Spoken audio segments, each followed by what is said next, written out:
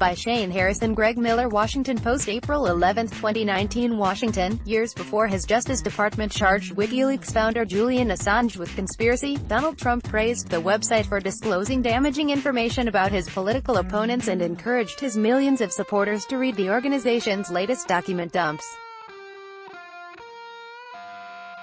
But on Thursday, after the Justice Department unsealed an indictment charging Assange for actions stemming from WikiLeaks' 2010 publication of classified diplomatic and military documents, Trump was much more subdued. "I know nothing about WikiLeaks.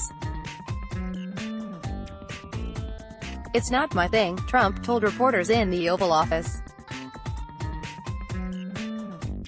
"I know there's something having to do with Julian Assange." Trump was one of WikiLeaks' most vocal supporters on the campaign trail, once confessing to supporters at a rally in Ohio that he almost didn't get off his plane because they were just announcing new WikiLeaks, and I wanted to stay there, but I didn't want to keep you waiting. "Boy, I love reading those WikiLeaks," he said then.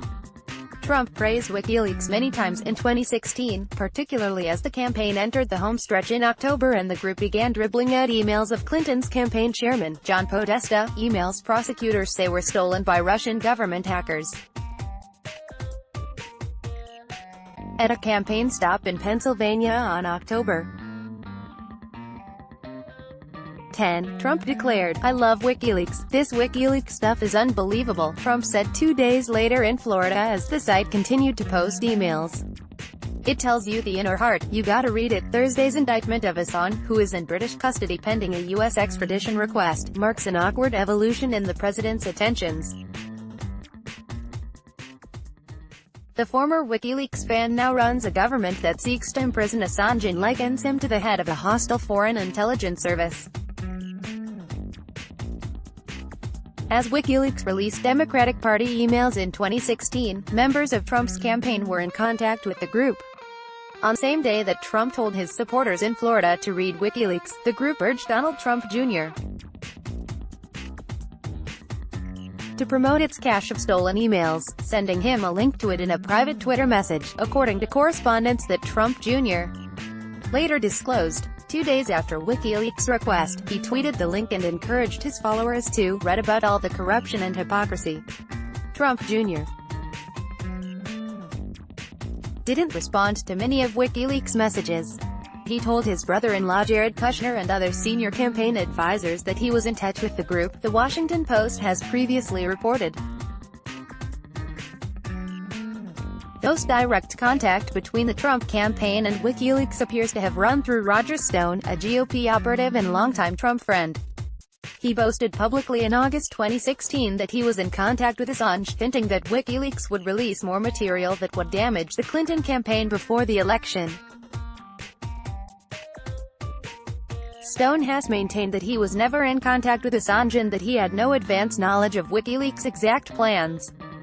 In January of this year, he was charged with lying to Congress about his efforts to make contact. In court documents, prosecutors from the special counsel's office alleged that a senior Trump campaign official, it's unclear who, was directed to contact Stone shortly after WikiLeaks published internal Democratic Party emails in July 2016 and to find out what else WikiLeaks had in store. After the election and a few weeks before he took office, Trump publicly defended Assange and promoted his claims that Russia wasn't the source of the emails, some of which also had been stolen from the Democratic National Committee. Julian Assange said, "A 14-year-old could have hacked Podesta. Why was DNC so careless?" Trump tweeted. Also said Russians did not give him the info. By that time, the Department of Homeland Security and U.S. intelligence agencies had publicly stated that Russia had stolen the emails and that their publication on WikiLeaks was consistent with the methods and motivations of Russian-directed efforts to interfere with the elections. Trump later said he was merely repeating what Assange had said. Once Trump took office, he grew quieter about WikiLeaks. But his administration took an aggressive turn against the organization. In April 2017, under the leadership of Attorney General Jeff Sessions, Justice Department prosecutors looked for charges they might file against WikiLeaks members in connection with its 2010 publication of State Department cables and Pentagon documents, as well as any culpability the organization might have in the more recent disclosure of CIA computer hacking tools, the Post reported at the time. Under President Barack Obama, the department had decided not to pursue charges against WikiLeaks, concluding that it would be like prosecuting a news organization that publishes classified information obtained from sources. The Justice Department left the case open. The Trump administration looked for ways that WikiLeaks may have encouraged or directed its sources to break the law, which would undermine the argument that WikiLeaks was engaged in constitutionally protected speech. And Assange has been accused in the unsealed indictment of working with Chelsea Manning, at the time a U.S. Army intelligence analyst, in 2010 to crack a Defense Department password to obtain classified material. Support was also building in the intelligence community to go after WikiLeaks. At the CIA, the newly installed director, Mike Pompeo, a former congressman from Kansas, had also been a fan of the website on the campaign trail, pointing to its leaks as evidence of Democratic malfeasance and corruption in the Clinton campaign. Unlike Trump, Pompeo, because of his earlier position on the House Intelligence Committee, had been privy for years to classified material on WikiLeaks and how U.S. spy agencies saw it as an aggressor.